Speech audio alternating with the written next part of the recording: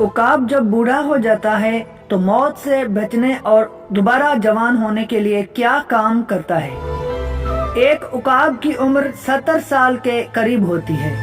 इस उम्र तक पहुंचने के लिए उसे सख्त मुश्किलात से गुजरना होता है। जब उसकी उम्र 40 साल होती है तो उसके पंजे कुंद हो जाते हैं, जिससे वो शिकार नहीं कर पाता।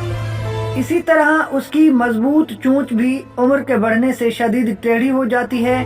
उसके पर जिससे वो परवाज करता है बहुत भारी हो जाते हैं और सीने के साथ चिपक जाते हैं, जिससे उड़ान भरने में उसे सख्त दुश्वारी का सामना करना पड़ता है।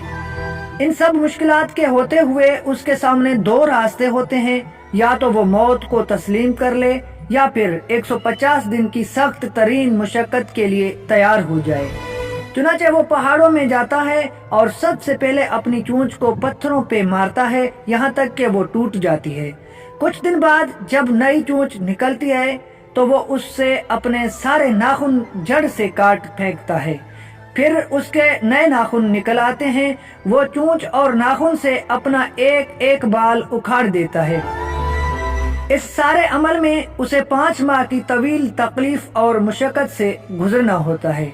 5 माह बाद जब वो उड़ान भरता है तो यूं महसूस होता है जैसे उसने नया जन्म लिया हो।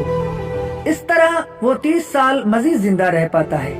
उकाब की जिंदगी और इन सारी बातों से हमें ये सबक मिलता है, बाज दफा हमारे लिए अपनी जिंदगी को बदलना बहुत जरूरी होता है ताकि हम उससे बेहतर जिंदगी गुजार सकें, अगरचे इस जिंदगी को बदलने के लिए हमें सख्त जिद्दोजहद क्यों न करनी पड़े।